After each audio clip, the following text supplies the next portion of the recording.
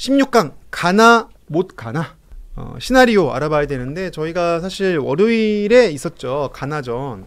그래서 이제는 우리가 16강 진출 시나리오를 좀 짜봐야 되는데, 이게 사실은 제가 제 인별그램에 올린 거거든요. 근데 보면은, 자, 이게 이제 요대로만 되면은 사실 우리가 16강 올라갑니다. 그래서 우선은 가나한테 우리가 3대2로 졌어야 됐고요. 한 점 차이로. 근데 딱 3점 차이로 졌어요. 한 점 차이로. 그리고 포르투갈이 우루과이를 이겨주긴 이겨주는데 2점 차 이상으로 이겨줘야 됐었거든요. 근데 기가 막히게 또 2대0으로 포르투갈이 이겼습니다. 저는 이 포르투갈 우루과이전을 봤는데 이 두 번째 골이 93분에 들어갔어요. 추가 시간에. 그러니까 사실은 극적으로 지금 들어간 거거든요. 좀 극적으로 여기까지 왔다. 그럼 이제 나머지는 뭐냐? 우루과이가 이기고 한국이 이기면 됩니다. 한 점 차이씩만. 사실은 그래서 이제 관건은 결국은 우리가 포르투갈만 이기면 가능성이 없진 않다. 이게 이제 결론인데요. 저희가 한번 이 시나리오를 좀 보면서 설명을 드려볼게요. 자, 이 마이크를 좀 이렇게 당겨서 놓고 이 앞으로. 자, 일단 보면은 지금 상황이 우리가 3위입니다. 3위. 왜냐하면은 우리는 가나한테 한 점 차이로 졌는데 포르투갈은 2점 차이로 졌잖아요. 그래서 똑같은 1무 1패지만 우리가 3위라는 거고, 다만 이제 포르투갈은 승점이 6점이나 됩니다. 얘는 사실은 다음 경기 져도 올라가요. 그러니까 포르투갈 입장에서는 우리랑 세게 붙을 이유가 없죠. 왜? 아니, 다음 16강전을 이제 준비하려면 선수들, 부상당한 선수들도 가급적 쉬게 하고, 또 주전 선수 아닌 선수들 경험도 쌓게 하고 이럴 가능성이 조금 있다는 거죠. 반면에 이제 가나랑 우루과이를 보면, 자 보세요. 우루과이 현재 1점이죠. 우루과이가 이기면 4점이 되는 거죠. 그렇죠? 가나가 이기면 어떻게 됩니까? 가나가 이기면 6점이 되죠. 그래서 어느 시나리오든 간에 가나가 이기면 우린 무조건 탈락입니다. 그러니까 좀 사실은 이렇게 좀 못된 심보지만은 가나가 지기를 바라야 되는 상황입니다. 그러니까 가나가 절대 이기면 안 돼요. 지거나 비겨야 됩니다. 요거는 일단 기억하시고요. 두 번째는 어떤 경우든 우리가 무조건 이겨야 됩니다.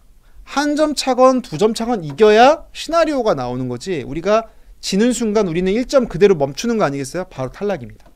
그러니까 가나가 승리하면 안 되고 우리가 이기기만 하면 된다. 이걸 전제로 이제 시나리오가 나오는데, 지난 2018년 월드컵 때 우리가 독일이랑 붙었거든요. 근데 그 당시에 기억나시나요? 우리가 2대0으로 이겼습니다.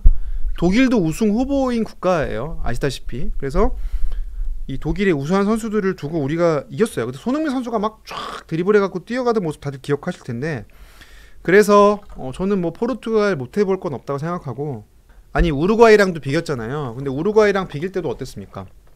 황의조 선수가 인프런트로 딱 갖다 댄 거, 그것만 들어갔어도 사실 우리가 1대0으로 이길 수 있는 거거든요. 그래서 우리가 만약에 포르투갈과 수비가 좀 허무하게 무너지지만 않아서 버텨줄 수만 있다면 분명히 저희가 희망이 없는 건 아니다, 이렇게 얘기할 수 있을 것 같고요. 다시 이제 화면을 좀 확대해서 봐주시면,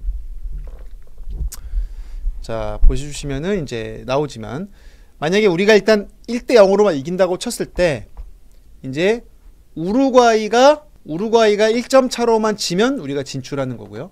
골 득실을 따지게 되는데, 사실 제일 좋은 거는 보세요. 우리가 2점 차로만 이기면 어떤 경우든 가나가 이기지만 않으면 우리가 16강 다 진출하거든요. 그래서 사실은 이건 조금 뭐 무모한 주장일 수도 있겠지만 2018년 또 독일 월드컵 때처럼 우리가 2대0으로만 이긴다면 불가능한 목표는 아니다. 저는 이제 그렇게 보고 있습니다. 김민재 선수가 없으면 사실은 저희 수비에 또 중요한 축이 무너지기 때문에 아마 꼭 나오지 않을까 저는 싶고, 김민재 선수 개인으로 봐도 사실은 월드컵이라는 4년에 한 번 오는 무대가 자주 오는 무대도 아니기 때문에 어떻게든 꼭 최선을 다해서 나오지 않을까 생각합니다. 사실 이번 월드컵에 유독 이변이 많습니다. 일본이 독일을 꺾었고요. 사우디가 아르헨티나를 꺾었죠. 그리고 벨기에가 또 모로코한테 졌습니다. 그래서 굉장히 그 우승 후보로 꼽히는 피파 랭킹 상위권 강팀들이 잇따라 무너지고 있기 때문에 사실 뭐 불가능한 건 없고요. 뭐 이 단기전은 또 여러 변수가 많습니다.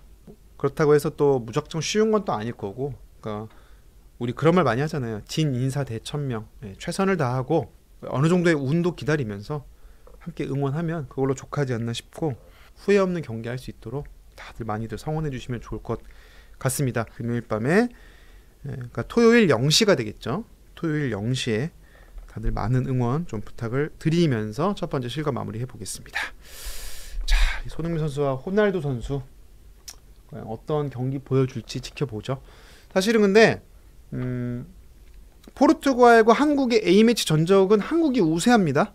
이런 말 하면은 이게 뭔 소리야 하실 텐데, 포르투갈이랑 우리가 딱 한 번밖에 안 붙었어요. 그게 언제냐 하면 바로 2002년 월드컵입니다. 2002년 월드컵 때 우리가 포르투갈 1대0으로 이겼죠. 그때 기억나십니까? 박지성 선수 크로스 가슴으로 탁 받아가지고 한 번 접고 빵 찬 거, 그게 저희가 이긴 거고, 그 당시에 같이 뛰었던 선수가 바로 파울로 벤투 감독이 그때 뛰었던 거죠. 그래서 벤투 감독이 한국에 졌던 경기가 우리의 첫 번째 A매치이자 마지막 A매치다. 그래서 A매치 전적으로는 우리가 앞서고 있다는 거죠. 그래서 못할 건 없다. 이 점 기억하면서 응원하자는 얘기를 드리고 싶습니다.